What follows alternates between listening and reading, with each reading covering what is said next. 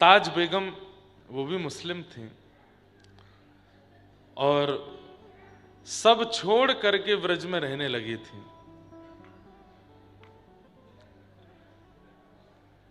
सुनो दिल जानी, उनका पद है, उर्दू भाषा में है थोड़ा सा।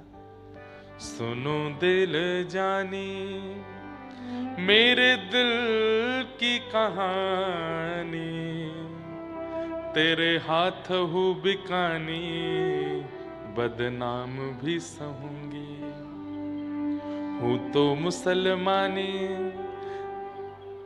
सांवरे सलोने कुर्बान तेरी सूरत पे, हूँ तो मुसलमानी हिंदुआनी हूँ रहूंगी। सुनो दिल जानी मेरे दिल की कहानी, तेरे हाथ हूँ बिकानी बदनाम भी सहूंगी। ऐसी ताज बेगम, मुझे पूरा पद तो मिल ही नहीं रहा कहाँ है, बहुत सुंदर पद है। और वे आकर के व्रज में निवास करने लगी। आज भी उनकी शायद समाधि या वो मैंने दर्शन तो नहीं किया, पर बताते हैं गोकुल के पास में है, गोकुल के पास में है या कहीं ब्रजमंडल में ही है। उनको मंदिर में प्रवेश का अधिकार नहीं था, तो वो बाहर बैठ करके दर्शनार्थियों से पूछती थी कि आज ठाकुर जी ने क्या पहना है। तो दर्शनार्थी आकर के उनको बताते थे आज ठाकुर जी ने ऐसी पोशाक पहनी, ऐसी पोशाक पहनी। हाँ, मिल गया।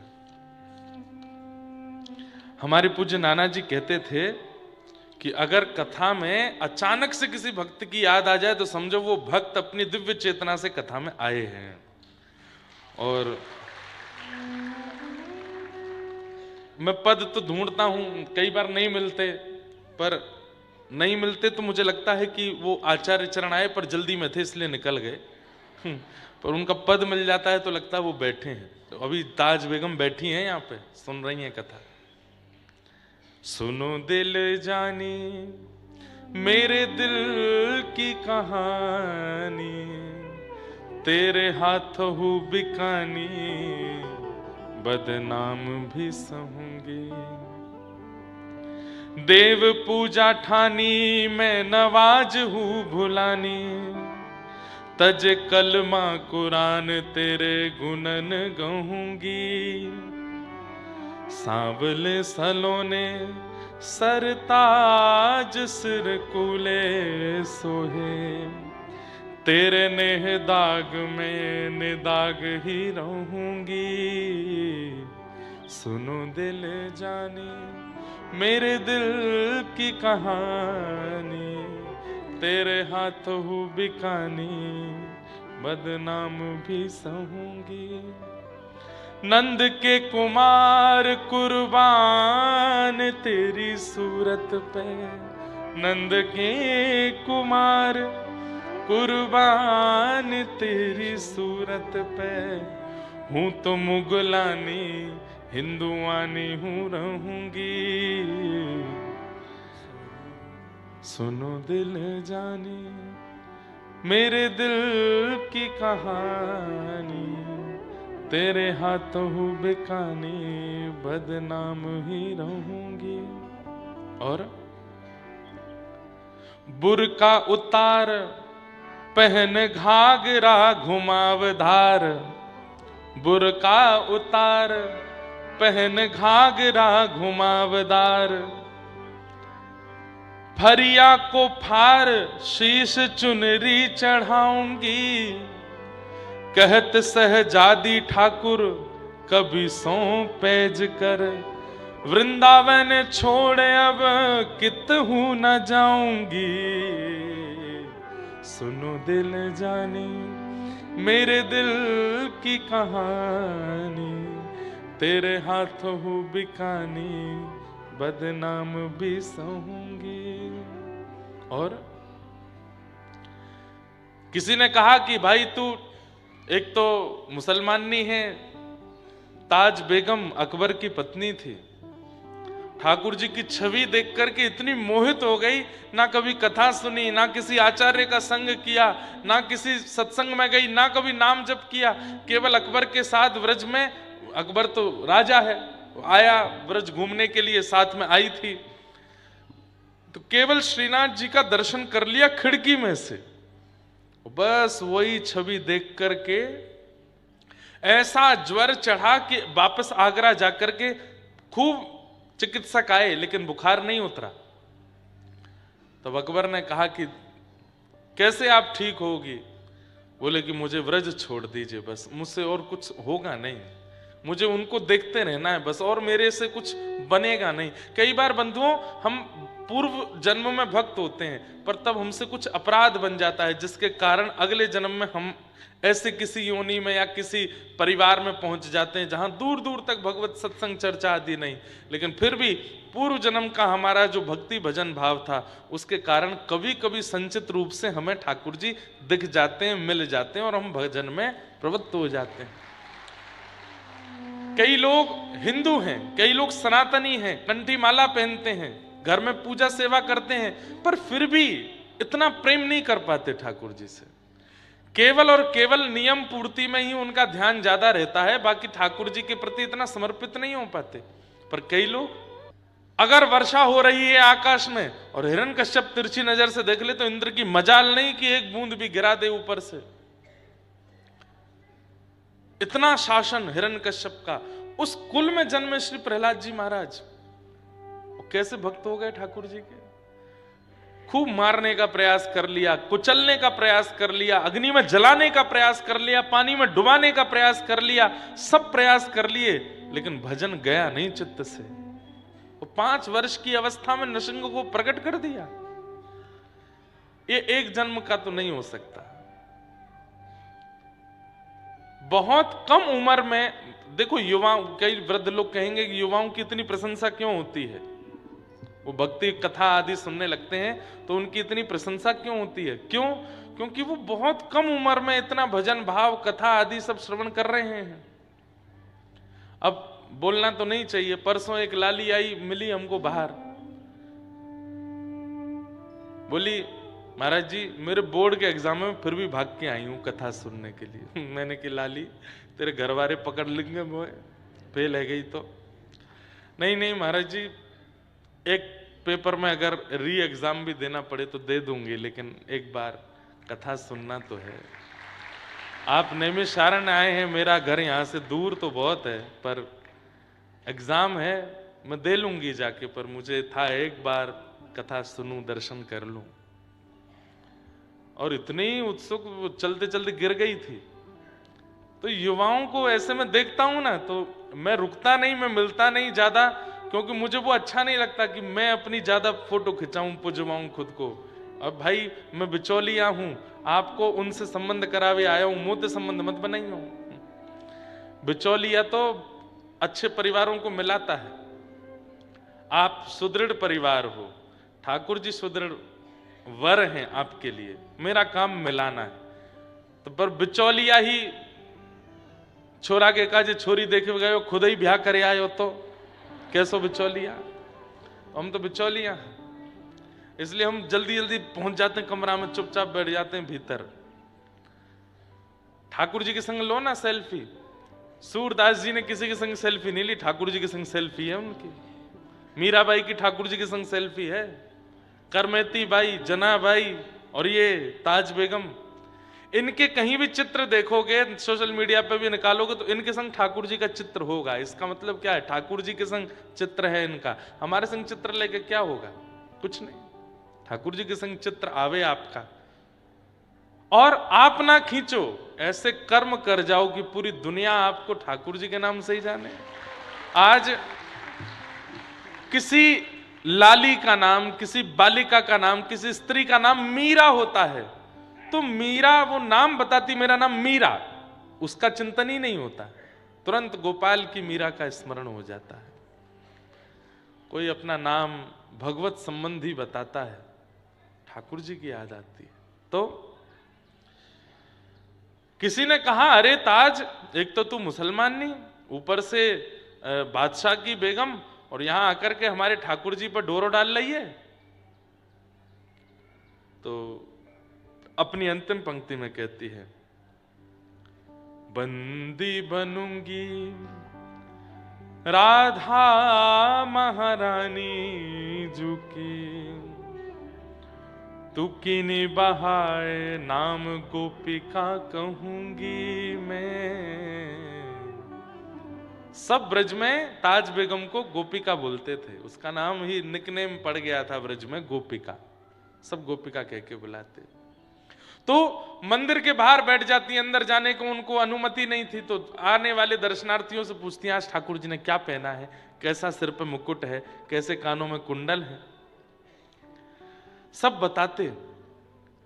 तो ताज बेगम अब धीरे धीरे अपनी भक्ति में वर्धन कैसे कर रही है, सुबह उठ के स्नान ध्यान करके विचार करती है, आज ठाकुर जी ने नीली पोशाक पहनी होगी, नीली पोशाक पर मोतियों की माला होगी, आज सिर पर ठाकुर जी ने कूल्हे धारण किया होगा, नहीं नहीं मुकुट पहना होगा, नहीं नहीं नहीं पाग पहनी होगी, और पाग ऐसे वर्ण की होगी, उस पाग पर ऐसा सिरपेच होगा, उस पे ऊपर ऐसी माला होगी, कानों में मकराकृत कुंडल होंगे, आज ठाकुर जी ने गुलाब का इत्र धारण किया होगा। पहले ही सोच के जाती है और मंदिर के बाहर जाकर के खड़ी हो जाती है, कांपने लगती है, कहीं मैंने जो सोचा वैसे नहीं हुए तो। भीतर से दर्शनार्थी आते हैं तो ताज बेगम पीछे दौड़ती है, कैसे हैं आज ठाकुर जी, नेत्र बंद करके बस घबरा रही है, कहीं ये विपरीत ना बता दें। जैसे ही सामने वाला बोलता, आज तो ठाकुर जी ने नीली पोशाक पहनी है, मोतिन की माला पहनी है, सिर पर पाग पहना है, ऐसा सिरपेच है, मकराकृत कुंडल है, और आज ठाकुर जी की इत्र फुआ प्रसादी मिली, गुलाब का इत्र धारण किया है। सुनते ही ताज बेगम वहीं नृत्य करने लगती, वहीं नाचने लग जाती और नृत्य करके आनंदित हो जाती। मुझे मंदिर जाने की आवश्यकता नहीं है, क्यों, मेरे ठाकुर मेरे चित्त में आके मुझे बता जाते हैं कि आज क्या पहन रहे हैं। ऐसी ताज बेगम, हाँ, बहुत सुंदर चरित्र है ताज बेगम का।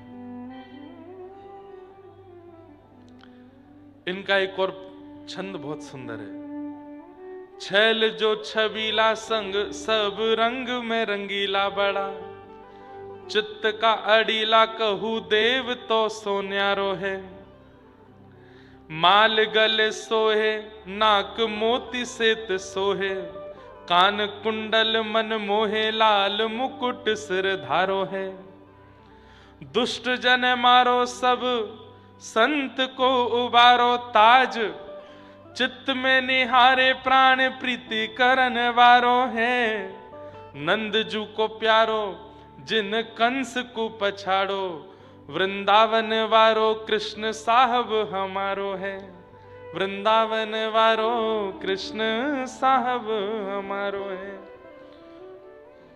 ध्रुव से प्रहलाद गर्ज ग्राह से अहिल्या देखी, सौर और गीधियों विभीषण जिन तारे हैं, पापी अजामिल सुर हरि रे दास कहू, नानक मलूक ताज तुलसी के प्यारे हैं, धनी नाम देव दादू सदना कसाई जाने, गने का कबीर मीरा सेन उर धारे हैं, जगत को जीवन जहान बिच नाम सुन्यो, राधा के वल्लभ कृष्ण वल्लभ हमारे हैं, राधा के वल्लभ कृष्ण वल्लभ हमारे हैं। ताज बेगम का चरित्र तो पूरा नहीं कहूंगा, आज कृष्ण लीला सुनानी है, पर इनके जीवन का अंतिम भाव बताता हूं। मैं सोच के नहीं आया था, अपने आप पता नहीं क्यों आ गया भाव। ताज बेगम कभी मंदिरों में नहीं गई, व्रजमंडल में यमुना तट पर एक कुटिया बना के रहती थी। होली के दिन थे, यही दिन चल रहे थे जो अभी चल रहे हैं, होली के दिन चल रहे थे, और ताज बेगम रोज अपनी कुटिया से निकलती और जब ब्रजमंडल में होली खेलते हुए सब ब्रजवासियों को देखती तो बस वो यही खोजती रहती कि सब रंग डाल रहे हैं, श्याम सुंदर कब रंग डालेंगे। आहा, होली का दिन था, मुख्य होली का पर्व जो आएगा 4 तारीख को। उसी दिन सुबह सुबह ताज बेगम नेत्र बंद करके बैठी और उसको सर्वांगीण ब्रजमंडल में होली का दर्शन हुआ उस होली का जो द्वापर में हुई थी। ताज बेगम को क्या दिख रहा है? इधर से सब गोपियां आ रही हैं, गोपियों के समूह के बीच में यशोदा मैया, इधर से सब ग्वाला आ रहे हैं, ग्वालाओं के समूह के बीच में श्री नंद बाबा, यहां से सब सखियों की टोलियों के बीच में श्री किशोरी जी आ रही हैं, गोपियां ऐसे नाच रही हैं, रंग उड़ा रही हैं, पिचकारी चला रही हैं, गुलाल डाल रही हैं, सब दिखे, गैया दिखी, गोपी दिखे, ग्वाला दिखे, नंदरानी दिखी, नंद बाबा दिखे, वृषभानु बाबा दिखे, कीर्ति मैया दिखी, राधा रानी भी दिख गई, ठाकुर जी नहीं दिखे। लिखती जा रही हैं वो। आज भी धमार का पद पुष्टि मार्गीय परंपरा में ये अंतिम पद था ताज बेगम का, आज भी वो पद गाया जाता है। जैसे ही कपाट खुलते हैं, ठाकुर जी गाल पर गुलाल लगता है श्रीनाथ जी में, यही पद गाते हैं धमार का, इसका ताज बेगम का। गुसाई जी की शिष्या थी विठल नाथ जी की। तो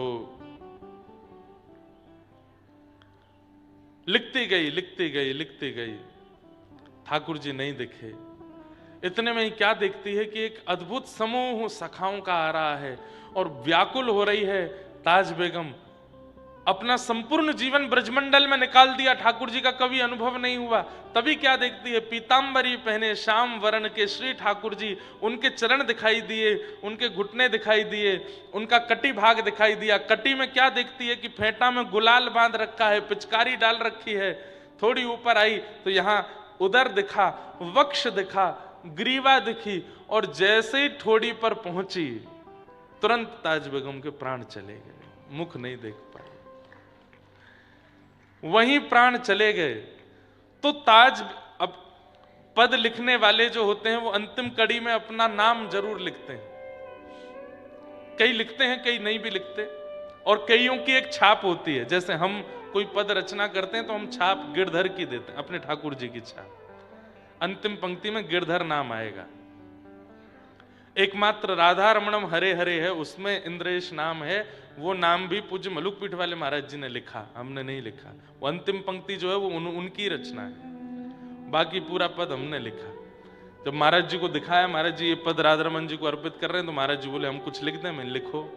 तब गोप सुवेशम दास इंद्रेशम राधा रमणम हरे हरे महाराज जी ने लिखा। नहीं तो जितने भी पद हैं उनमें गिरधर नाम। वृंदावन प्यारो, वृंदावन में भी नाम पूज्य पिताजी ने लिखा, उसमें भी अंतिम पंक्ति में गिरधर लाल जी का नाम है। जिनकी कृपा से यह रस प्रगटो, जिनकी कृपा से यह रस प्रगटो, वृंदावन अभिराम, हम सबको प्राणंते प्यारो, हमारो गिरधर लाल। तो गिरधर हमारे लाल जी का ही नाम से छाप होती। तो ताज बेगम ताज लिखती थी अपने सारे पदों में। तो लिखते लिखते अंतिम पंक्ति रह गई, उससे पहले प्राण निकल गए। और उस समय के काल में संपूर्ण वृंदावन ने सुना, आकाश में एक विचित्र सी काली घटा आई, और उस काली घटा में स्वर लहरियां प्रकट होने लगी, तरंगें प्रकट होने लगी। और तभी क्या देखते हैं, कमल नयन श्याम सुंदर प्रकट हो गए। और ताज बेगम का जो अंतिम पद का जो अंतिम भाग था, जो रह गया था अधूरा, ठाकुर जी ने अपने हाथ से लिखा। निर्तत आवत ताज के प्रभु गावत गीत धमार। अंतिम पंक्ति ठाकुर जी ने लिखी, और श्री ताज बेगम को अपने साथ ठाकुर जी निकुंज में लेकर के प्रविष्ट हो गए। ऐसे ऐसे चरित्र हैं भक्तों के, मैं क्या कहां तक कहूं। मास कथा मैंने कही है 1 महीने तक, और भी कई प्रकल्प प्रयास चल रहे हैं।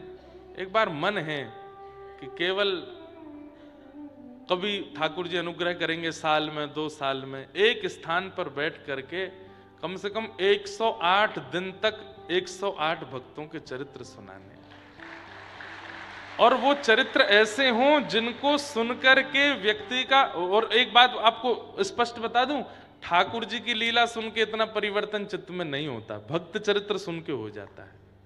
भक्त चरित्र हृदय का मार्जन कर देता है। ठाकुर जी का चरित्र तो ठाकुर जी को प्रकट करता है, पर घर पर अतिथि को बुलाने से पहले घर की साफ सफाई भी तो जरूरी है।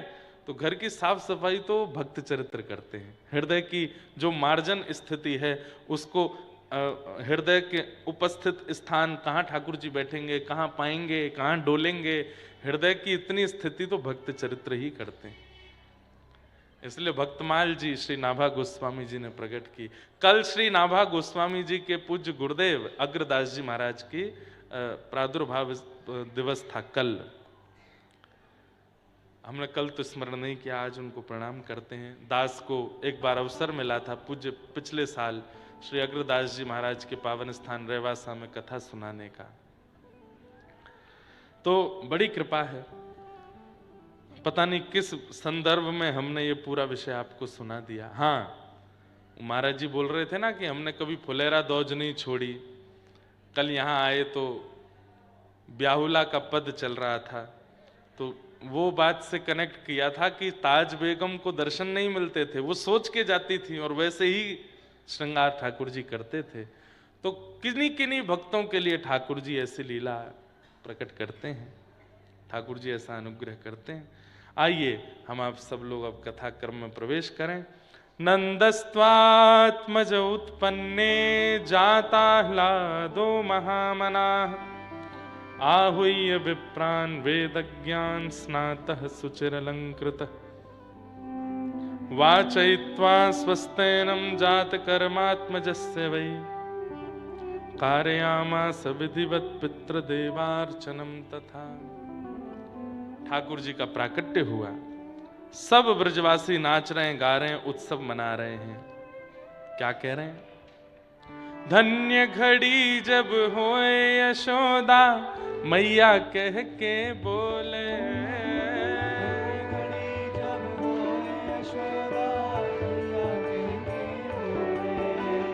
धन्य घड़ी जब होए यशोदा मैया कह के बोले, घड़ी जब होए यशोदा मैया कह के बोले, हे नूपुर बांध दो चरणन में घुटमन डोले, नूपुर बांध दो चरणन में घुटमन डोले, हाँ नूपुर बांध दो चरणन में घुटमन डोले, नूपुर बांध दो चरणन में घुटमन डोले। ओ पकड़े बाबा की उंगरिया तेरो ललना, पकड़े बाबा की उंगरिया,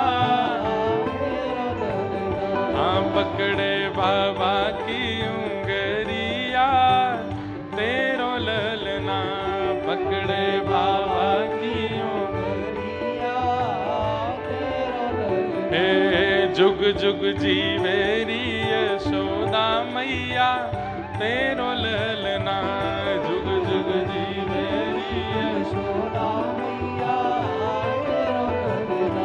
अरे हाँ तेरो ललना नंद रानी तेरो ललना,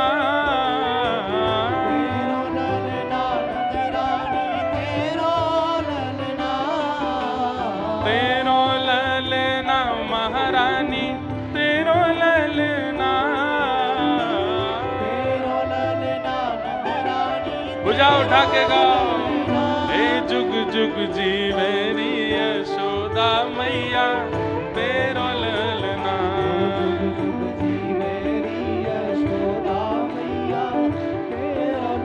हाँ जुग जुग जीवेरी यशोदा मैया तेरो ललना। बोल नंद के लाला की,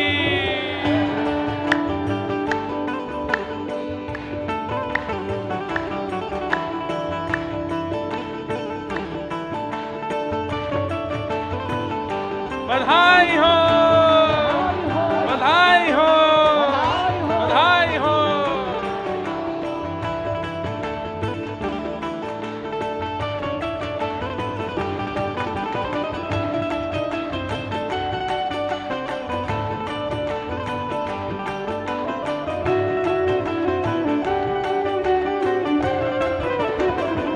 तेरो ललना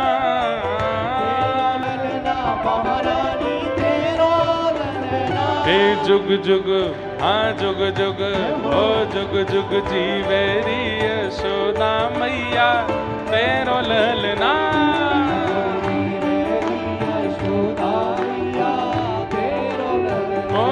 जुग जुग जीवेरी यशोदा मैया तेरो ललना।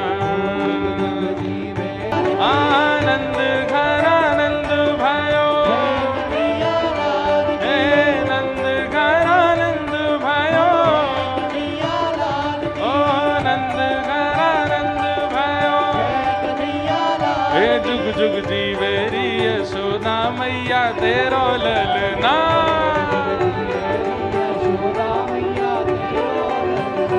जुग जुग जीवेरी यशोदा मैया तेरो ललना।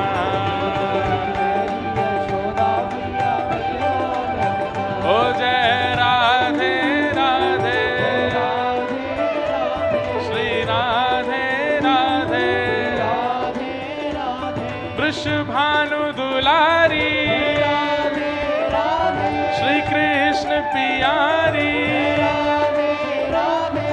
बरसाने वारी श्री कृष्ण पियारी। ओ जय राधे राधे श्री राधे राधे जय राधे राधे श्री राधे राधे जय राधे राधे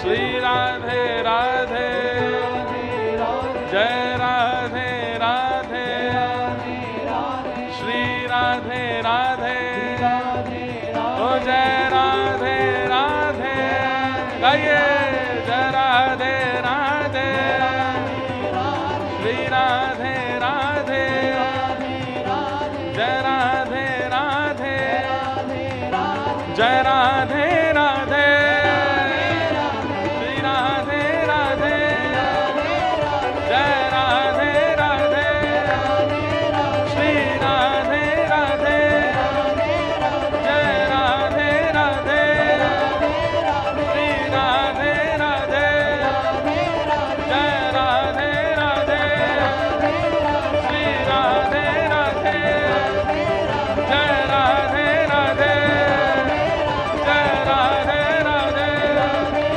श्री राधे राधे जय राधे राधे जय जय श्री राम।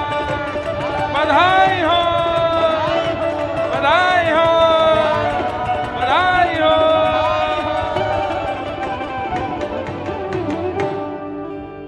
बोलो नंद। हाँ नहीं बोले जस्ट ओनली 100 किलोमीटर।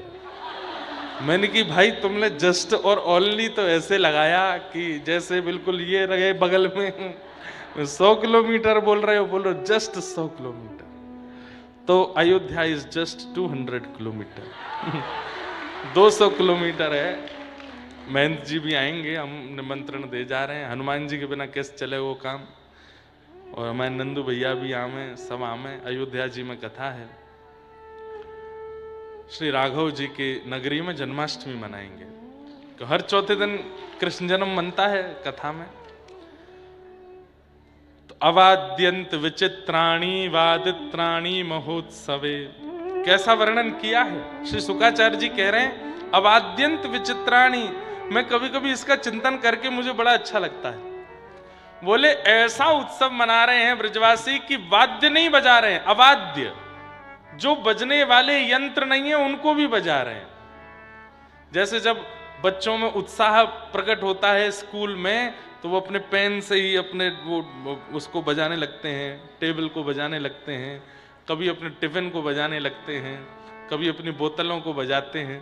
बच्चों को जब उत्साह करना होता है तो ऐसे ही कुछ ना कुछ। उत्साह का मतलब क्या होता है, ध्यान से सुनिए। उत्सव का मतलब क्या होता है, व्यवस्था युक्त होकर के क्रिया करना, वो उत्सव नहीं है। अब व्यवस्था को भी व्यवस्थित कर देना, उसको उत्सव कहते हैं। अब कई जगह आपने देखा होगा कि माताएं थाल पीटती हैं, जब वो बेलन से बजाएंगी उसको, ये कहाँ की परंपरा है? कोई शास्त्र में वर्णन तो है नहीं इसका।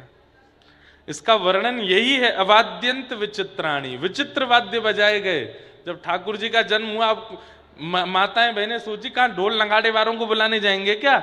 जो घर में रखे हैं बर्तन उन्हीं को ही बजाओ, उन्हीं से ही बजा बजा करके नंद घर आनंद भयो, जय कन्हैया लाल की, उत्सव मनाओ सब लोग।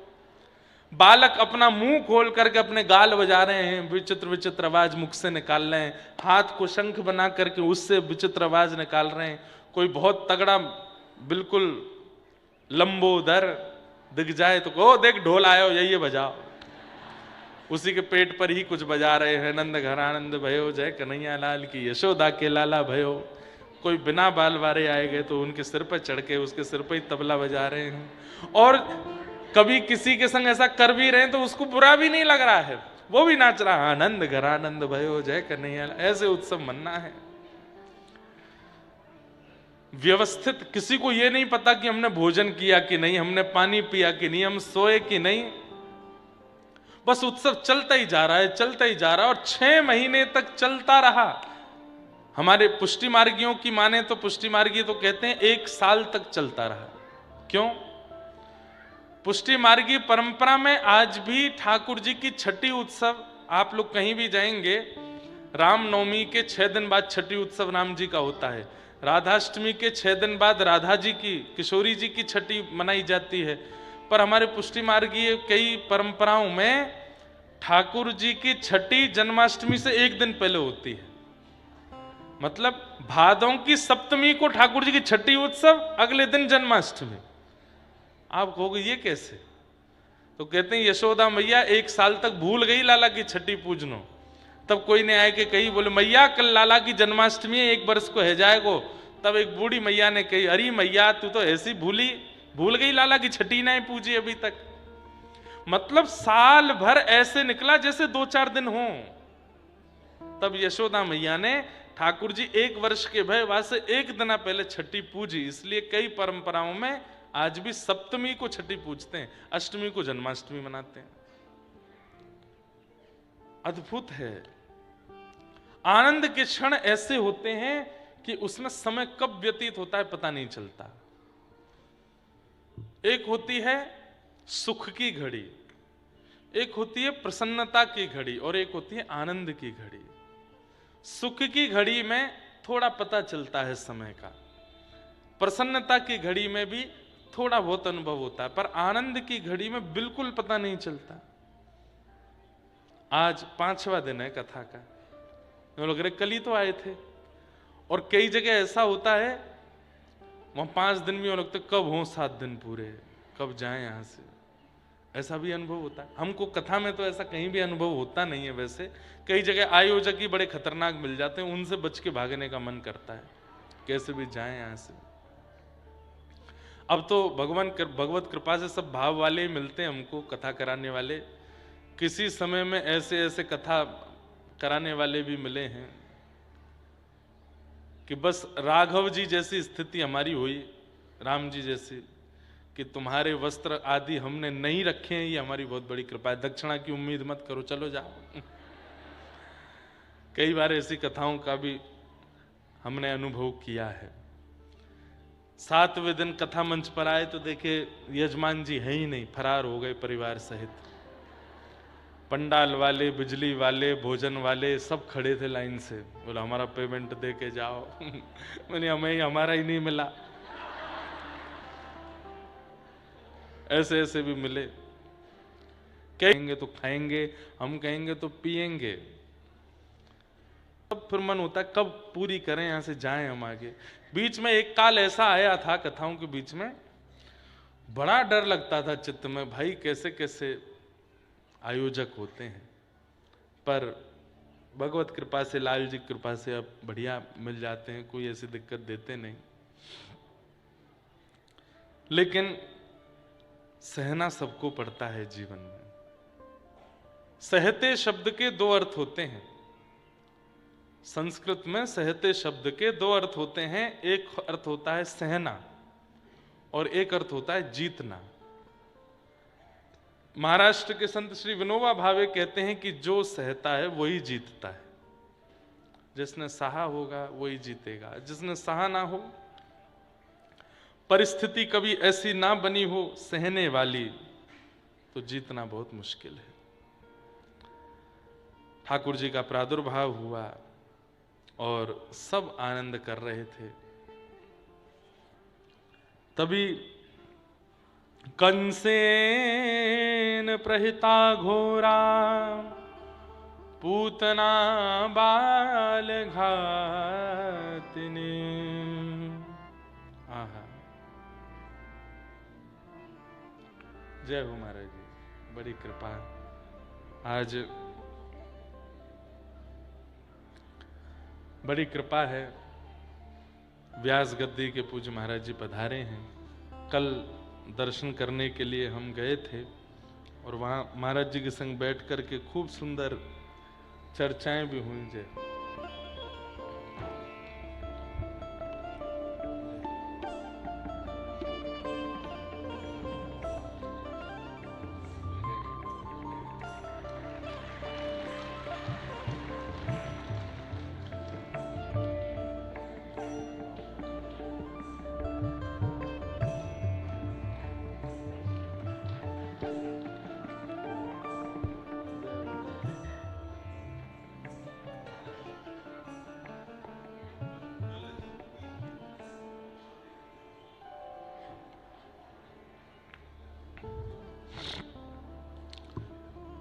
कल संध्या काल में यहाँ पास में ही व्यासपीठ स्थान का दर्शन करने के लिए गए, यज्ञ नारायण भगवान का दर्शन करने के लिए गए।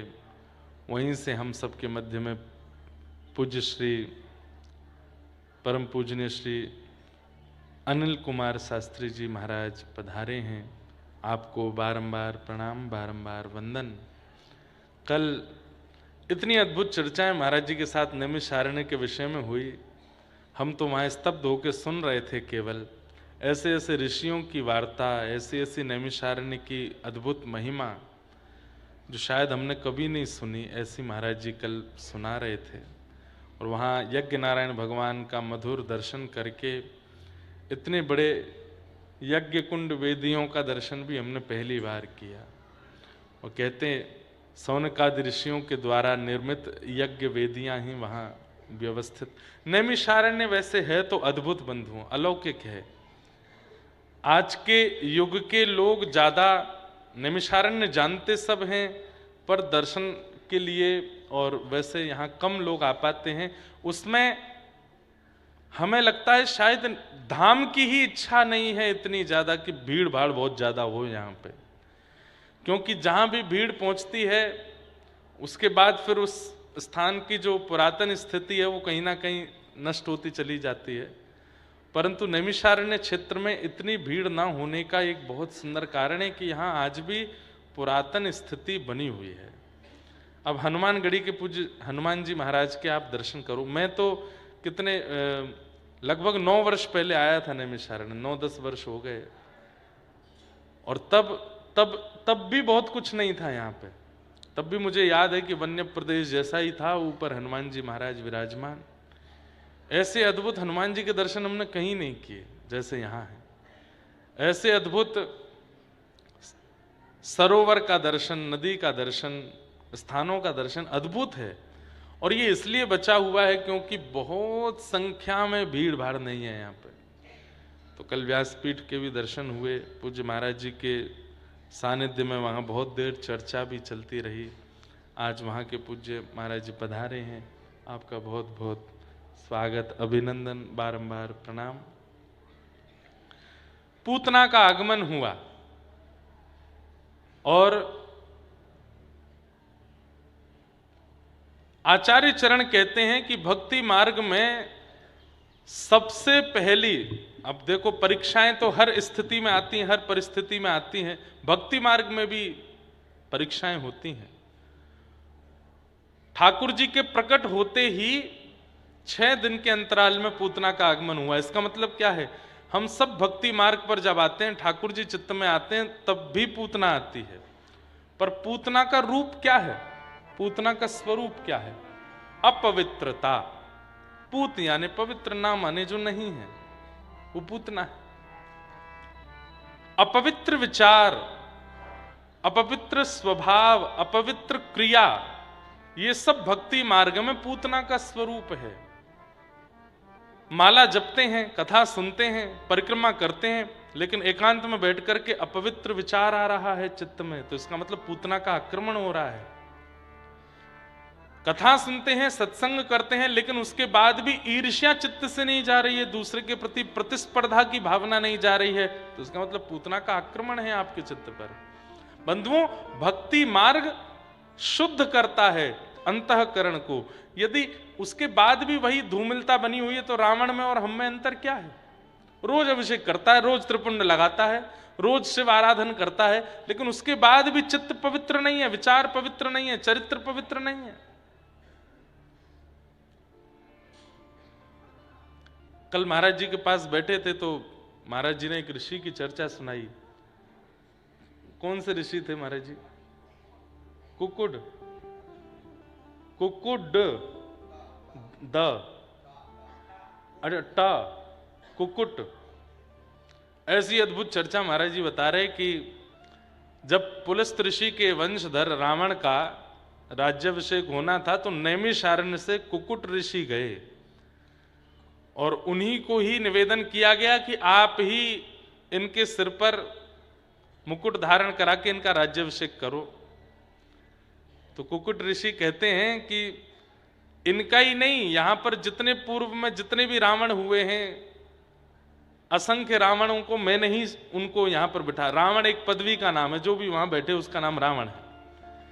बोले मेरा सौभाग्य है कि इस बालक का भी मैं राज्याभिषेक कर रहा हूं। लेकिन तभी उन्होंने उनके मस्तिष्क रेखा को देख करके कहा, तुरंत मुकुट वापस रख दिया। तो पूछने लगे क्या बात है? बोले कि इस बालक में बड़े गुण हैं, ये बालक इस नगरी को इतना सुंदर बनाएगा कि देवलोक भी इसका दर्शन करके निहाल हो जाएंगे। ये बालक यहाँ के मार्गों का ऐसा निर्माण करेगा, चित्रशाला बनाएगा, आदि आदि करेगा। इतना कुछ अद्भुत बताया। सुन करके पुलस्त ऋषि खुश हो रहे थे, वाह वाह वाह, मेरा वंशधर इसका राजा बनेगा। और ये देखिए कितनी प्रशंसा कर रहे हैं कुकुट ऋषि इसकी। फिर पूछा, तो फिर इतने गुण हैं तो फिर आप राज तिलक क्यों नहीं करते? आप इसके सिर पर मुकुट क्यों नहीं धराते? बोले चित्रशाला तो बनाएगा पर चरित्रशाला नहीं बना पाएगा, इसके अंदर चरित्र नहीं होगा, इसमें बाकी सारे गुण हैं। ये राज्य का ऐसा निर्माण करेगा, ये इतना अद्भुत बना देगा, लंका इतनी महिमावंत हो जाएगी, सब कुछ है इसके पास में, पर चरित्र नहीं है इसके पास। और चरित्र विहीन राजा का अगर राज तिलक हुआ तो पूरे नगर का बंटाधार, ये जितना सुंदर लंका को बनाएगा, एक समय आने पर वो सारी सुंदरता नष्ट हो जाएगी और ये पूरे नगर का विनाश हो जाएगा। इसलिए मैं इसका राज तिलक नहीं करूंगा। और कुकुट ऋषि नैमिषारण्य से ही गए, वापस आ गए नैमिषारण्य, नहीं किया उसका राज तिलक। फिर अन्य 5 ऋषियों ने जाकर के रावण का राज तिलक आदि किया और उनकी भविष्यवाणी सफल हुई।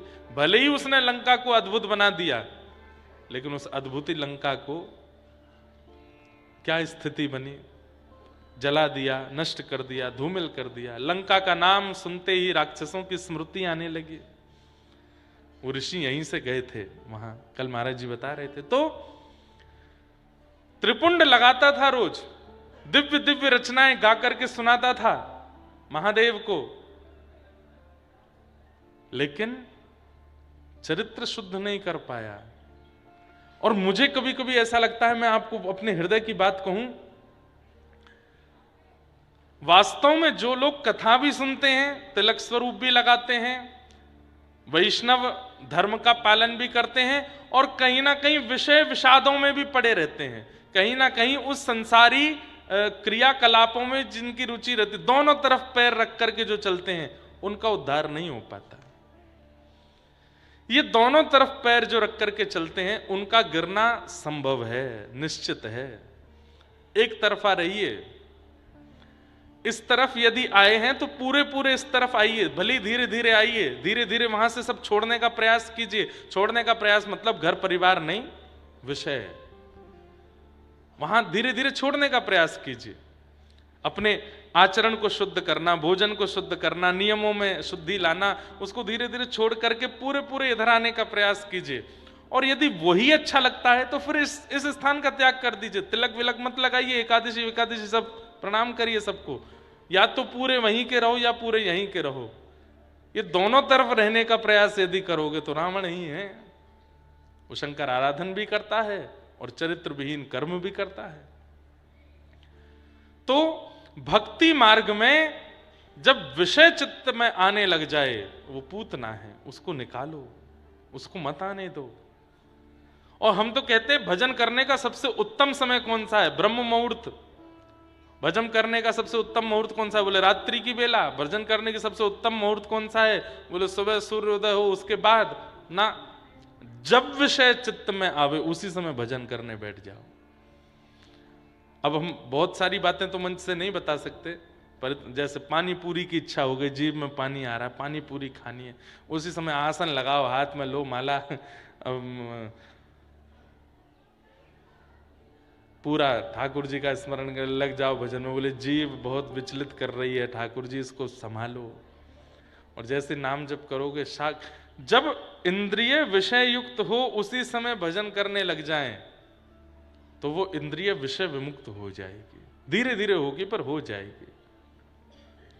केवल एक नियमित समय बांध लिया है, 4 बजे से 6 बजे तक भजन करना है, फिर पूरे दिन डोलते रहना है। अब जब जब विषय चित्त में आ रहा है, आप सोच रहे हैं कल ही करना है भजन, तो नहीं, जब जब चित्त में विषय आवे तब तब भजन करो, जब जब पूतना आवे तब तब उसका वध करो। ये विषय चिंतन पूतना है। पूतना आई, सबको अपनी ओर आकृष्ट कर लिया, सब उसको देखने लगे। यह भी पूतना का स्वरूप है कि भगवत भजन में लगे हुए जीवों को अपनी ओर आकृष्ट करे, वो पूतना है। सब उसके प्रति आकृष्ट होने लगे, सब देखने लगे। पूतना भीतर प्रवेश हो गई।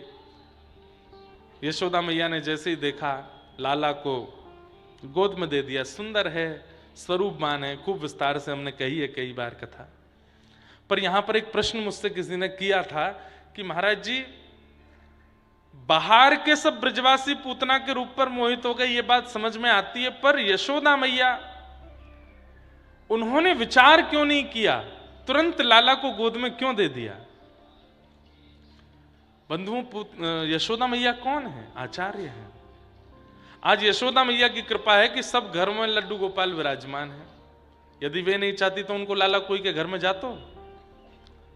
आपके घर में मुरली मनोहर ठाकुर जी बैठे हैं, आपके घर में शंख चक्र गदा पद्मधारी नारायण बैठे हैं, तो ये बिना आज्ञा के आ गए, क्योंकि बड़े लाला है ना, ये तो अपनी स्वेच्छा से आ सकते हैं। पर घर में लड्डू गोपाल जी विराजमान है, इसका मतलब क्या है? ये छोटो लाला बिना मैया की आज्ञा के तो नहीं आवेगो। यशोदा मैया की कृपा से आपके घर में विराजमान हुए हैं श्री लड्डू गोपाल जी। तो यशोदा मैया आचार्य है, उनकी कृपा से हमको सेवा मिली है। आचार्य से गलती कैसे हो सकती है? वो पूतना की गोद में ठाकुर जी कैसे दे सकते हैं? तब यहां पर एक आचार्य ने वर्णन किया कि भाई वो आचार्य हैं, और आचार्य का काम क्या है? योग्य अयोग्य का विचार ना करके सबको ठाकुर जी की शरणागति कराना। येनम रक्ष जगन्नाथ बहुजन्मापराधनम, इसने बहुत अपराध अपने जीवन में किए हैं, इसकी रक्षा करना ठाकुर जी आपका दायित्व है। पूतना को आते ही यशोदा मैया जान तो गई हैं कि राक्षसी है, अंतरंग भाव से यशोदा मैया जान गई हैं, और ये भी जानती हैं कि मेरो लाला परमात्मा है। अब जीव इतना समीप आकर के भी ठाकुर जी की सन्निधि ग्रहण नहीं कर पाएगा, तो कालांतर में लोगों के चित्त में अविश्वास हो जाएगा। बोले द्वार पे पहुंच के भी पूतना को ठाकुर जी के दर्शन नहीं हुए। नहीं, जीव के चित्त में विश्वास प्रकट हो कि ठाकुर जी के सामने कैसे भी स्थिति में पहुंचो, ठाकुर जी गोद में आ जाते हैं। इस भाव की पूर्णता के लिए यशोदा मैया ने जानते हुए भी ठाकुर जी गोद में दे दिए। पूतना की गोद में ठाकुर जी दे दिए। कुछ गोपियां आकर के यशोदा मैया को ले गईं। कहते हैं भगवान ने अपने आंखों पर हाथ रख लिया, नेत्र बंद कर लिए। पूतना कितनी बड़ी दुर्भाग्यशालिनी है, सब उसके रूप पर मोहित हो गए, पर जिसको मोहित होना चाहिए वही नहीं हुआ। आपको पूरी दुनिया देखती है, पर आपकी पत्नी ही आपको नहीं देखती, आपके पति ही आपको नहीं देखते, कितना कष्ट रहेगा चित्त में। पूरी दुनिया आपके सामने नतमस्तक होती है, पर आपके माता पिता ही आपको स्नेह नहीं देते, कितना कष्ट होगा। पूरी दुनिया के माता पिता को आप प्रेम देते हो, लेकिन अपने माता पिता को ही प्रेम नहीं दोगे, कितना कष्ट होगा चित्त में। हम लोग इसी स्थिति में हैं, हम लोक रंजन में रहते हैं, ये रीझे, वो रीझे, वो भी रीझे, ये भी रीझे, सब मुझसे रीझ जाएं, पर ये रीझे इसके लिए हम कुछ नहीं करते, सबको रिझाने में लगे। पूतना ये तो करी, सबको रिझा लिया उसने, लेकिन जिनको रिझाना चाहिए था वो नहीं रीझे। पर सबरी से सब नहीं रीझे थे, राघव जी रीझ गए थे। जनाबाई से सब नहीं रीझे थे, ठाकुर जी रीझ गए थे। हमारी स्थिति ऐसी बने, ठाकुर जी रीझ जाएं, फिर कोई रीझे नहीं रीझे, हमको क्या मतलब। मीराबाई की कई लोग अवहेलना कर देते थे, पर ठाकुर जी रीझे हुए हैं। क्रिया ऐसी करो, सब रीझे ना, ठाकुर जी रीझे, बस वो राजी रहें, वो प्रसन्न रखें, वो आपसे रीझे रहें। तो पूतना सबको रिझाती हुई आई, पर ठाकुर जी नहीं रीझे, नेत्र बंद कर लिए। अनेक भाव बताए जाते हैं ठाकुर जी ने नेत्र बंद क्यों किए। जैसे ही पूतना ने, इसके पीछे मुझे जो एक विशेष भाव लगता है वो ये कि पूतना अपने वास्तविक रूप में नहीं आई, इसलिए ठाकुर जी ने नेत्र बंद किए। आप जैसे हो वैसे ठाकुर जी के सन्मुख नहीं जाओगे तो ठाकुर जी नजर फेर लेंगे, ठाकुर जी नजर मूंद लेंगे। ठाकुर जी कहेंगे है तो पाखंडी, है तो ढोंगी, है तो दारी को बड़ो ऊधमी, मेरे सामने देख कैसे संत बन के आए हो। ठाकुर जी नेत्र बंद कर लेते हैं, नहीं, जैसे हो। मैं कहता हूं वंशी अधर पर क्यों लेटती है, क्योंकि पोली है और अपने पोलेपन को छुपाती नहीं है, ठाकुर जी के आगे प्रकट कर देती है, इसलिए ठाकुर जी अधर पर धारण करते हैं। तबला क्यों नहीं बजाते, पोला है लेकिन छिपा के रखता है। सितार क्यों नहीं बजाते ठाकुर जी, पोला है भीतर से, तंबूड़ा है लेकिन छिपा के रखता है। अपने दोषों को जो छिपा लेता है, दोषों का निवारण नहीं करता, दोष छिपाता है, ठाकुर जी उसको धारण नहीं करते, पर छिद्र होते हुए भी प्रकट कर देती है ठाकुर जी के आगे। ठाकुर जी अधर पर बिठाते हैं उस वंशी को।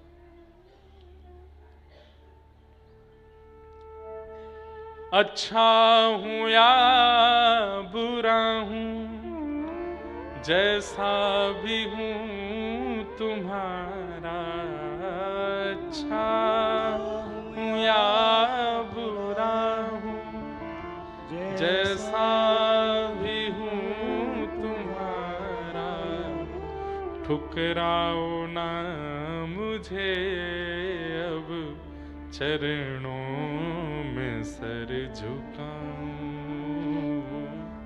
ठुकराओ ना मुझे अब चरणों में सर। हे प्रभु मुझे बता दो चरणों में कैसे आऊं, हे प्रभु मुझे बता दो चरणों में। अच्छा हूं या बुरा हूं, जैसा भी हूं तुम्हारा, ठुकराओ ना मुझे अब, मुझे स्वीकार करो नाथ। ये स्तुति होनी चाहिए ठाकुर जी के आगे जाकर के, मैं जैसा भी हूं नाथ आपका हूं, मुझे स्वीकार करो। मुझ में ये अवगुण है, मुझ में ये दोष है, मुझ में ये कमियां हैं, बता दो ठाकुर जी को जाके। कौन कुटिल खल कामी मौसम, कौन कुटिल खल कामी, जो तन दियो ताहि बिसरायो, जो तन दियो ऐसो नमक हरामी, ऐसो नमक मौसम कौन कुटिल खल कामी, मौसम कौन कुटिल। सूरदास जी कहते हैं तो ठाकुर जी के सामने स्वीकार कीजिए आप जैसे हो। रूप बदल के जाओगे तो आप पूतना हो ठाकुर जी के लिए, नजर फेर लेंगे, छुपा लेंगे, नहीं देखेंगे आपको। भगवान ने पूतना को नहीं देखा और पूतना ने अपना पयोधर जैसे ही भगवान के मुख में दिया, विष को पिया, रस तत्वों को पिया, प्राण शमम रोष समन्वितो पिबत, जैसे ही प्राण पीने शुरू किए, घबराहट होने लगी पूतना को, अपने वास्तविक रूप में प्रकट होने लगी। राक्षसों का स्वभाव है, और राक्षसों का नहीं, हर उस व्यक्ति का स्वभाव है जो अपने रूप को बदल के दुनिया के आगे रहता है, अंत काल में उसकी वास्तविकता एक ना एक दिन सामने आ ही जाती है। भाई कितना भी रूप बदल लो, वास्तविकता छुपे नहीं छिपेगी, इसलिए वास्तविकता में रहो। ज्यादा से ज्यादा क्या होगा, 40 की जगह 4 लोग प्रेम करेंगे, 40 नहीं करेंगे। अपनी वास्तविकता में रहो, छुपाने की आवश्यकता नहीं है। हम व्यास हैं लेकिन हमको क्रिकेट अच्छा लगता है तो हम खेलते हैं। कई लोगों ने हमको बोला ये कोई व्यास की मर्यादा है? मैंने कि भैया कहीं तो बचपन रहने दो चित्त में। वैसे ही महाराज बना करके इतना बड़ा बड़ा दिखाते हैं, तुम ऊपर ही रहो, तुम निकलो ही मत, तुम ऐसे रहो, तुम ये मत करो। ठीक है, मर्यादा में रहना भी चाहिए, पर ठीक है थोड़ा बहुत उत्सव बच्चों के संग खेल लें। कई जगह मेरे को टोक देते हैं लोग बाग, मां मैं फिर खेलने ही नहीं जाता। व्यास होके आप क्रिकेट खेलते हो, व्यास होके आप ऐसे घूमते हो, व्यास होके आप यहां जाते हो, व्यास होके आप गाने गा रहे हो, व्यास होके ये कर रहे हो, संगीत का माध्यम कथा में ले रहे हो। इस पे भी प्रश्न चिन्ह उठता है कि कथाओं में संगीत क्यों कर रहे हैं, बिना संगीत की कथा होनी चाहिए। हम कहते हैं तस्मात् केनाप्युपायेन मनः कृष्णे निमेषयेत्, किसी भी उपाय से सही मन कृष्ण में लगना चाहिए। आज कथा सुनकर के हम मानते हैं 2-2.5 लाख लोग वृंदावन जा रहे होंगे, पर आज जगन्नाथ चकानैन कीर्तन सुन के 10 लाख लोग जगन्नाथपुरी जा रहे हैं। आज करके इशारों भजन सुनकर के लाखों लोग बरसाने जा रहे हैं। आज वृंदावन प्यारो वृंदावन भाव सुनकर के कितने लोग सप्त निधियों के दर्शन कर रहे हैं। बाईसा ने भजन गाया, सूरदास ने भजन गाया, कुम्मन दास ने भजन गाया। हम लोग कहते हैं आप भजन मत गाओ, नहीं गाते। हम तो सच बताएं बहुत कम गाते हैं, 1-2 ही याद आता है कथा में तो गा देते हैं, इतने नहीं गाते। पर सब चीजों पर बहुत लोगों को ऐसा रहता, अरे अपनी वास्तविकता में रहो। प्रिय है खेल खेलना तो खेलो, खूब आनंद करो। एक जगह कहीं कथा थी तो वहां पैदल आने में बहुत भीड़ पकड़ लेती थी, गाड़ी के लिए रास्ता में जगह नहीं थी, तो हमने स्कूटी मंगा ली। हम स्कूटी से जाते कथा करने, सीधे जाके व्यास मंच पे ही रुकता मैं। बोले ये कैसे व्यास जी स्कूटी चला के आते व्यास मंच पे? हमने कि अब उसमें क्या बदलूं, मेरे को 3 घंटे जो यहाँ कहना है बैठ के, उससे आपका परिवर्तन होना है ना। अब मैं स्कूटी चलाऊं, क्रिकेट खेलूं, उससे कुछ होना तो है नहीं, तो करने दो हमको। अपनी वास्तविकता में रहिए, बहुत आडंबर में रहने की आवश्यकता नहीं है, नहीं तो आप पूतना हो। जैसे ही पूतना के प्राणों को पीना शुरू किया, विशाल विकराल स्वरूप धारण कर लिया, पूतना राक्षसी बन गई। और जैसे ही राक्षसी बनी, ठाकुर जी ने तुरंत नेत्र खोल करके पूतना को देख लिया। हाँ अब आई ना अपने असली रूप में, अब देखूंगा। चार्थे स्वविज्ञ स्वराट, वे अविज्ञ हैं, अनविज्ञ नहीं है, वो सब जानते हैं, इसलिए उनके सामने छिपाव मत रखो। भगवान ने प्राणी शमम रोष समन्वितो पिबत, प्राणों को पी लिया, विशाल विकराल पूतना का वध हो गया, मर्दन हुआ। बोलो पूतना मर्दन गोपाल की। विशाल पूतना का शरीर गिर पड़ा, जोर की आवाज आई, ब्रजवासियों ने जाकर के पूतना के शव का संस्कार किया। ठाकुर जी को अब हमारे पूज्य नाना जी एक बहुत सुंदर बात कहते, महाराज जी हमारे नाना जी भी पुष्टि मार्गीय थे, इसलिए पुष्टि मार्गीय लक्षण हमारे अंदर पूज्य नाना जी से आए हैं। हमारे नाना जी कहते, कई सुबोधनी जी के भाव भी सुनाते थे और कई अपने मन के भाव भी सुनाते थे। बोले ठाकुर जी की हर लीला में, चाहे वो राक्षसों के संग भी लीला कर रहे हैं, वहां भी भक्त उद्धार है, वहां भी राक्षस प्रधान नहीं है, किसी भक्त पर कृपा करनी है ठाकुर जी को। तो हमारे पूज्य नाना जी कहते, बोले लाला जे पूतना मर्दन लीला कहा भाई? मैंने की कहा भाई नाना जी। तो बोले ठाकुर जी कौन के काजी आए हैं पृथ्वी पे? मैंने कहा गौ ब्राह्मण संत प्रतिपालक हैं ठाकुर जी। विप्र धेनु सुर संत हित लिन्न मनुज अवतार। विप्र धेनु यानी कि गैया, सुर यानी कि देवता, और संतों के लिए ठाकुर जी मानव बनकर के पृथ्वी पे आए हैं। पर ठाकुर जी के जन्म को 6 दिन है गए, विप्रन ने स्वस्ति वाचन कर दियो, देवता के रूप में महादेव आके दर्शन करके चले गए, सबने आकर के ठाकुर जी को अवलोकन कर लियो, लेकिन अभी तक गैयान को दर्शन नहीं भयो ठाकुर जी को। तो गौशाला में खड़ी खड़ी गैया सब रम्मा रही हैं, रो रही हैं, अरे लाला तुम रहन दो, तुमने छल कियो हमारे संग, हमारे काज आए हो और हमसे ही नहीं मिले अभी तक आए करके। तो ठाकुर जी बोले अरे 6 दिना को मैं गैया, कैसे आऊं चल के, अब घुटमुन चलना सीख जाऊंगा तो आ जाऊंगा गौशाला। नहीं नहीं, आप हमारे लिए आए हो, 6 दिना के आप है गए, हम कैसे हमें अंदर दर्शन करवे, कोई योजना बनाओ, हमारे पास आओ। ठाकुर जी बोले रुक जाओ, जे पूतना आ रही है भाई।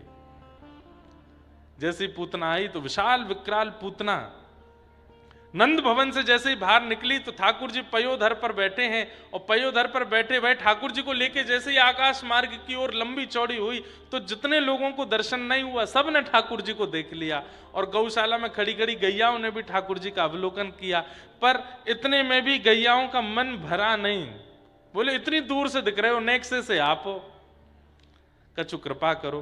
तो जब पूतना मर गई तो सब ब्रजवासी गए, और गोपियों ने ठाकुर जी को जब उठाया तो मन में विचार किया इतनी बड़ी राक्षसी आई, कहीं लाला को नजर गुजर नहीं लग गई हो, क्या करें। तब एक गोपी बोली लाला को लेके तुरंत गौशाला चलो, गौमूत्र से स्नान कराएंगे, गौ पुछ से झाड़ू लगावेंगे, गौ रजिया के माथे पे लगावेंगे, सोई लाला ठीक है जाएगो। ठाकुर जी 6 दिना के मंद मंद मुस्कान लगे और मनी मन गैयान से कहे अब राजी हो, बोले हाँ लाला अब राजी है।